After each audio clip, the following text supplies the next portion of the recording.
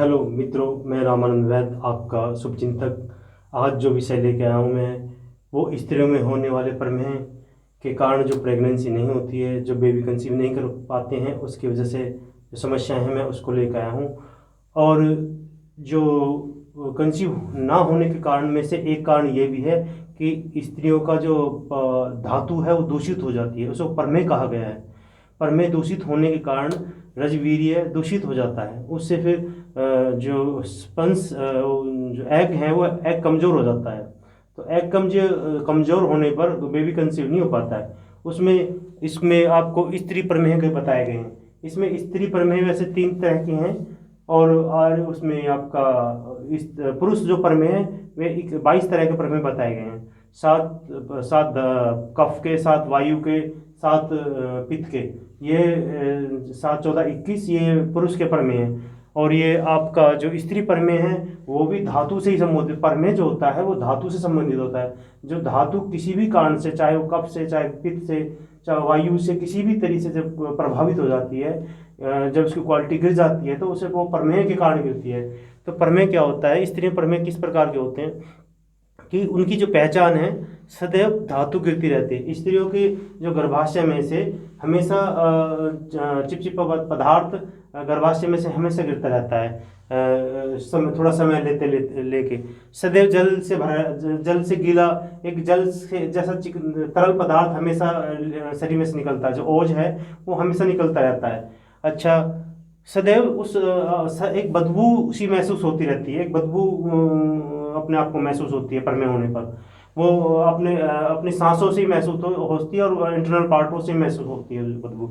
पूरा शरीर में दर्द होता है, क्योंकि जब हमारे जो धातु कमजोर हो जाती है तो धातु कमजोर होने पर हमारी प्रतिरोधक क्षमताएं कमजोर आती हैं, और उसके बाद शरीर रोग ग्रसित हो जाता है। रोग ग्रसित होने पर कोई ना कोई रोग हमें उत्पन्न हो जाता है। तो उस रोग के उत्पन्न होने पर क्या समस्या उत्पन्न होती है, पूरे शरीर में थकान महसूस होती है, पूरा शरीर गिरा गिरा रहता है। क्योंकि जब हमारा बल वीर्य ओज ओज कमजोर हो गया तो पूरे शरीर की जो प्रतिरोधक क्षमता गिर गई है, और प्रतिरोधक क्षमता गिरने के कारण हम फिर हमारी जो बीमारियों से लड़ने की जो क्षमता वो कमजोर हो जाती है। फिर उसके बाद फिर क्या होता है कि जैसे ही स्त्री का प्रमेय ज़्यादा बढ़ता है और स्थिति से बाहर होता है, फिर उनको शुगर हो जाता है। शुगर, स्त्री शुगर प्रमेह का ही कारण है। प्रमेह जब ज्यादा बिगड़ जाता है, कंट्रोल से बाहर हो जाता है, फिर स्त्रियों को प्रमेह हो जाता है, ओ सॉरी, शुगर हो जाता है। ऐसे ही पुरुषों का प्रमेह बिगड़ता है। बिगड़ने की जो लास्ट स्टेज आती है उसको शुगर कहा गया है। और शुगर फिर एक ऐसी स्थिति है वो अपने कंट्रोल से बाहर हो जाता है।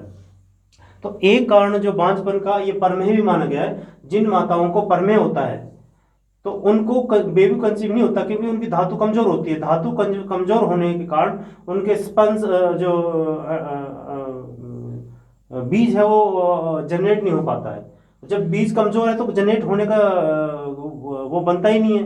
तो इसलिए पहले इन सब चीज़ों के इलाज होने चाहिए। जैसे लगता है कि हमें हमें ये प्रॉब्लम है तो हमें इन चीज़ों की समस्या का समाधान करना चाहिए, और ये समस्याएं समाधान होती है, फिर शरीर हष्ट पुष्ट मजबूत हो जाता है। और जब हमारा हार्मोन्स बैलेंस आ जाते हैं, प्रतिरोध क्षमता बढ़ जाती है, हमारा बीजा से मजबूत हो जाता है, तो हम एक अच्छे बेबी कंसीव करने में सफल हो सकते हैं। अच्छा, ये समस्याएं पहले भी हो सकती हैं, बाद में हो सकती हैं। ये एक हमारे खान पीन से संबंध है इनका।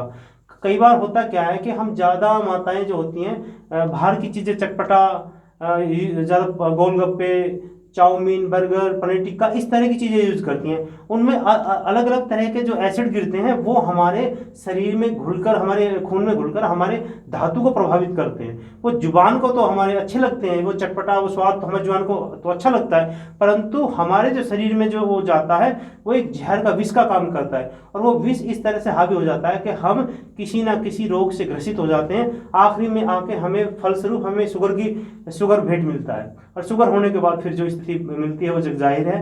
तो आप स्त्रियों को इन रोगों को मेरे बारे में थोड़ी जानकारी होनी चाहिए, और थोड़ा परहेज करना चाहिए, सम भोजन करना चाहिए। सम भोजन करने से हमारे शरीर में समता बनी रहती है। बार बार भोजन नहीं करना चाहिए, प्रकृति के अनुसार भोजन करना चाहिए। जो प्रकृति ने भोजन हमें दिया है, ऐसा भी नहीं कि बिना प्रकृति के, बिना मौसम के हम सब्जी यूज करते हैं तो उनमें कोई ताकत नहीं होती है।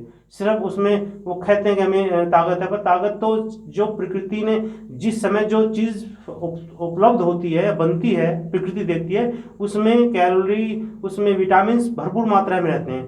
और वही चीज़ अगर 6 महीने बाद कोल्ड स्टोर से लेके हम यूज़ करते हैं तो उनमें कुछ होता नहीं है, जो बात है। इसलिए आप मौसमी चीज़ें खाइए, फल खाइए, थोड़ा परहेज कीजिए, संयम कीजिए, बिल्कुल कोई समस्या नहीं, समाधान हो जाएगा। इसी के लिए धन्यवाद। हरिओम।